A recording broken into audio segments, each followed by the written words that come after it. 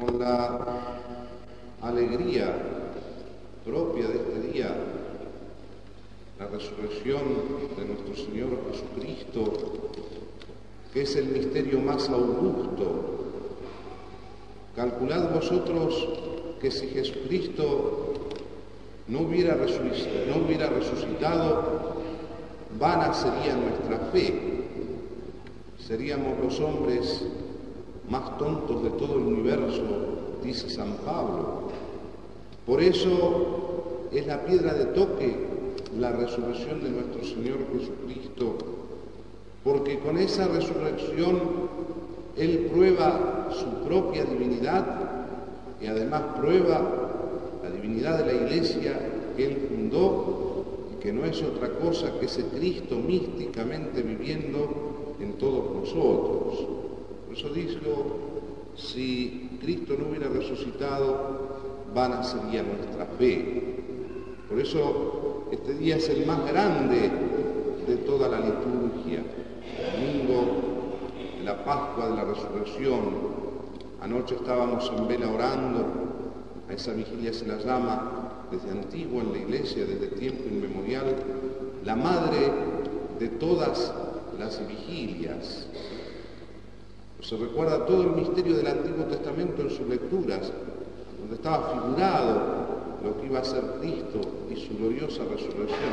Estaba figurado en todo el Antiguo Testamento. Cristo va a ser la realidad de ese Nuevo Testamento y va a ser como un farol, dice Santo Tomás, que iluminará todos los textos para atrás y también todo lo que venía después de él. Como un gran reflector es en el medio de la historia.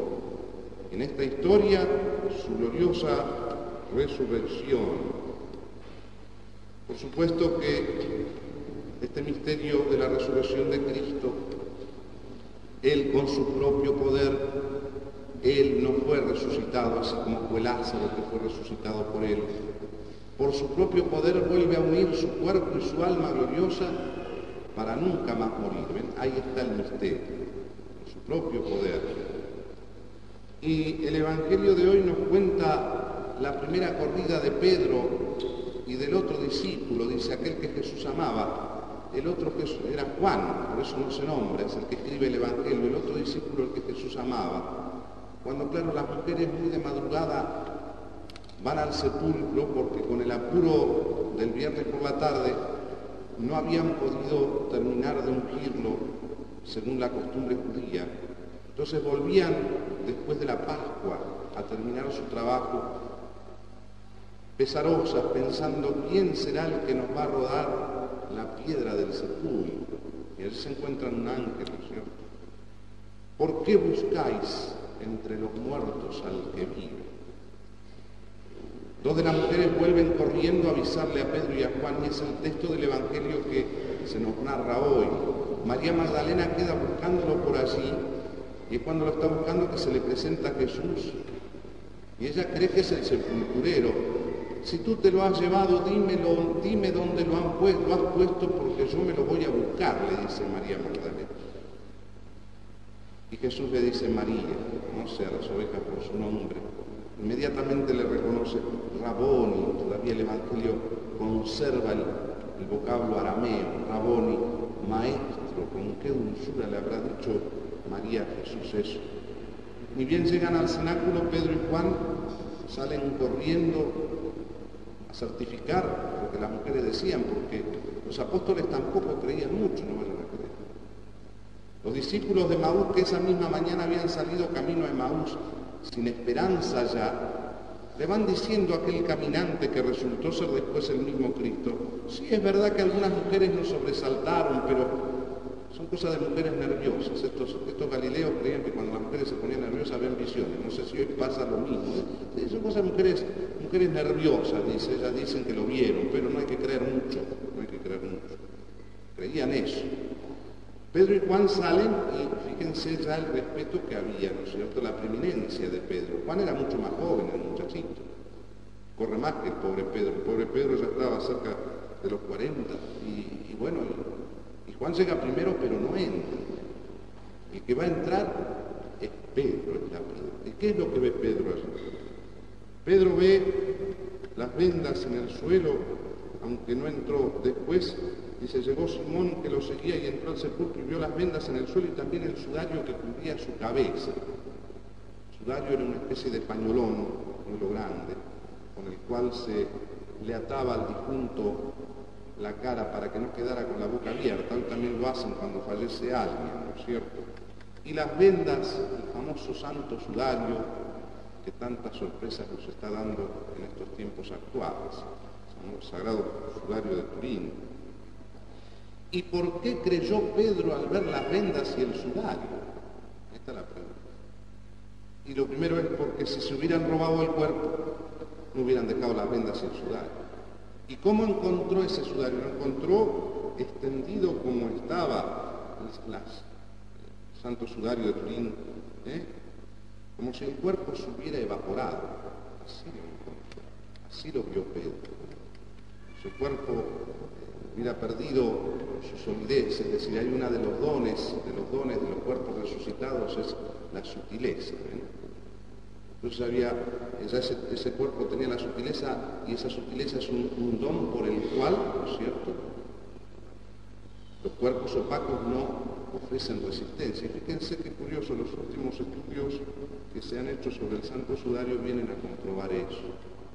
Se creía que esa imagen grabada, porque el sudario es una sábana de 4 metros, se ponía como bisagra, se tendía el cuerpo y después se volvía así, por eso nos da el frente y la espalda del maestro. Se creía que eso se había grabado allí por las sustancias aromáticas, la mirra, el aroe, que con la luz tenue del sepulcro en donde el Señor estuvo aproximadamente 30 horas, ¿no es cierto?, un poco más quizá, ¿no es cierto?, porque no quiere decir al tercer día 3 días completos, al tercer día fue puesto en el sepulcro el viernes, estuvo el sábado y a la madrugada del domingo fue la gloriosa resurrección. Se creía que eso había hecho un proceso así como el de la fotografía, como el liposulfito sobre las placas, ¿no?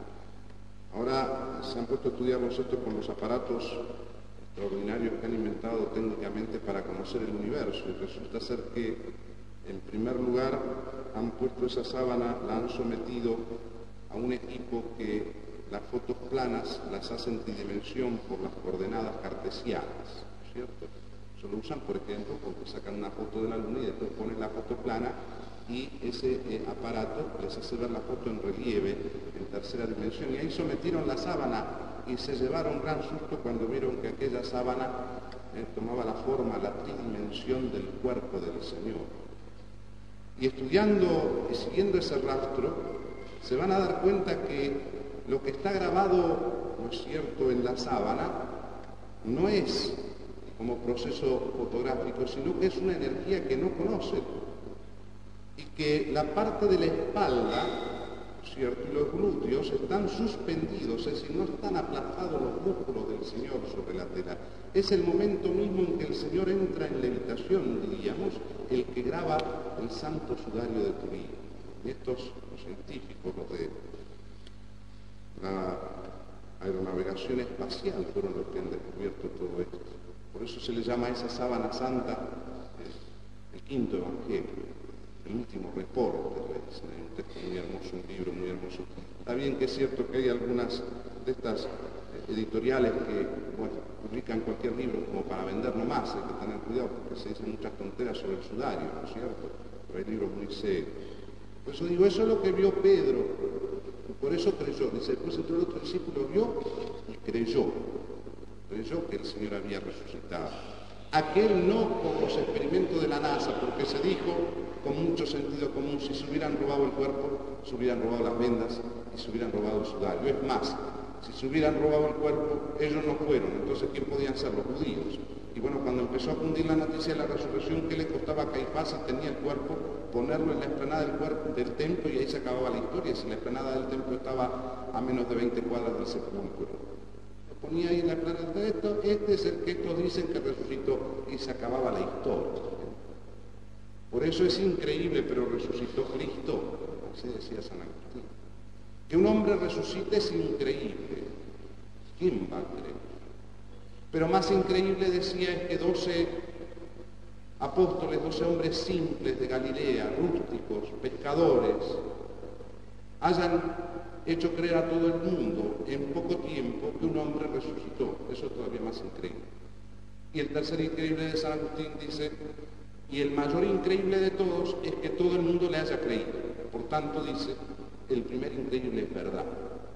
Cristo resucitó, si no todo lo demás no se explica. Resucitó nuestro Señor Jesucristo. Por eso fue puesto a la derecha del Padre y no hay otro nombre que nos haya sido dado en el cual podamos ser salvos. Es el único Redentor, querido. ¿Por qué no acabamos de entender esta palabra? Redentor, Salvador, Pontífice, puente entre Dios y los hombres. No hay otro nombre en el cual podamos ser salvos. Qué bien le dijo el ángel y qué bien nos viene a nosotros. ¿Por qué buscáis entre los muertos al que vive? Este occidente nació creyendo que Jesucristo había resucitado. Y ese occidente no es más que lo que de salvable tenía el imperio, más Cristo. Así nació Occidente, por Cristo. No se cambiaron las águilas romanas por la cruz del Señor. Ese fue Occidente. Y ahora ese Occidente, que es Occidente no por estar de este lado y no del Oriente, sino que es Occidente por ser cristiano, ese Occidente poco a poco fue perdiendo su fe en ese Señor resucitado. Y por eso así anda Occidente, y por eso así anda la humanidad, y por eso así anda nuestra patria, y por eso así andamos cada uno de nosotros. Porque cuando el hombre se separa del único nombre que es Cristo, se destruye así. A medida que me uno a lo superior me elevo, en la medida que me separo de aquello que es superior me destruyo. Y la humanidad que había salvado por Cristo, había sido salvada por Cristo, esa humanidad se empieza a separar de Cristo, se destruye. ¿Por qué dice Padre que se está separando? ¿Y acaso en nuestros días no se espera un Salvador?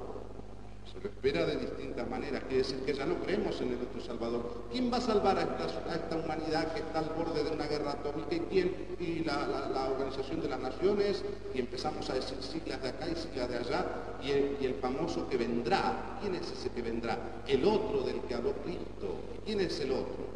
El anticristo. Que tendrá todos los títulos de Cristo, el Salvador del mundo, el Salvador de la humanidad. A ese le creerán, dijo Cristo, a mí no. Entonces andamos buscando la solución mágica, el nombre que nos pueda salvar. Acá en nuestra patria lo mismo, se está buscando a qué personaje nos puede salir, o sea, hacer salir de este pozo en el que estamos. ¿Y qué quiere decir eso? Que no creemos que Jesucristo es Dios. Porque si tenemos todos los problemas que tenemos es por habernos separado de Cristo, por habernos separado de Dios. Entonces, así andamos en nuestra patria con esta crisis moral que amenaza y hiede como Lázaro después de 4 días en el sepulcro. Y andamos buscando entre los muertos al que vive. Un nombre entre los muertos. Cristo es el que vive. ¿Por qué buscáis entre los muertos al que vive? 2 clases de muertos. Muertos físicos, biológicos, se separó el alma del cuerpo, murió. Los muertos que tienen muerte el alma y viven todavía.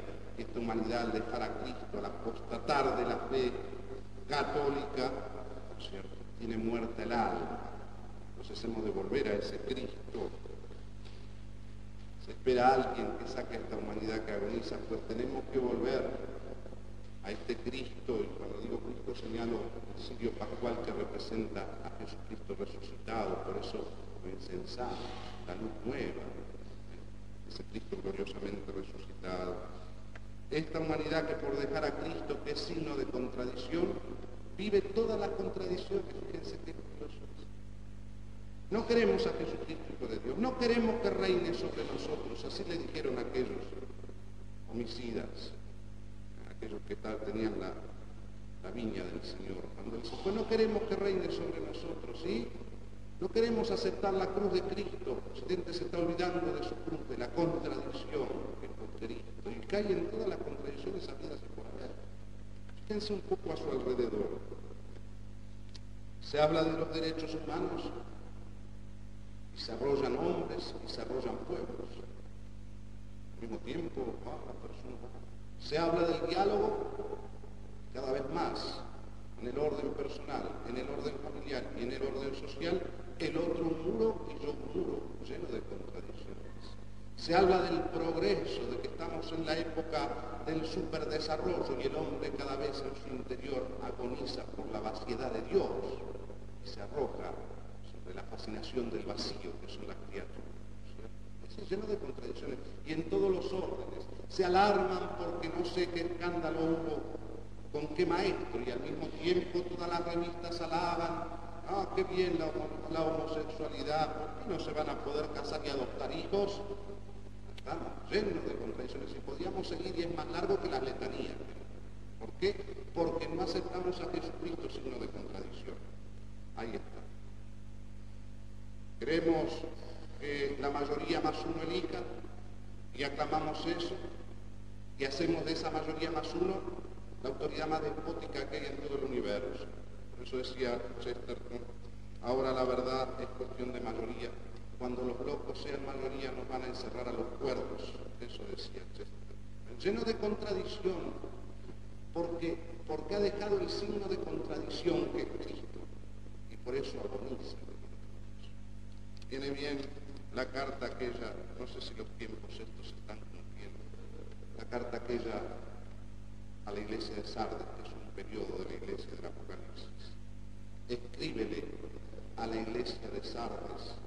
Esto dice el que tiene los 7 espíritus de Dios y las 7 estrellas. Conozco tu conducta. Tienes nombre como de quien vive, pero estás muerto. Ponte en vela. Reanima lo que te queda y está a punto de morir. Pues no he encontrado tus obras perfectas a los ojos de mi Dios. Acuérdate, por tanto, de cómo recibiste y oíste mi palabra. Guárdala y arrepiéntete, porque si no estás en vela, vendré como ladrón y no sabrás a qué hora vendré sobre ti. Arrepiéntete, fíjate de dónde has caído. Vuelve a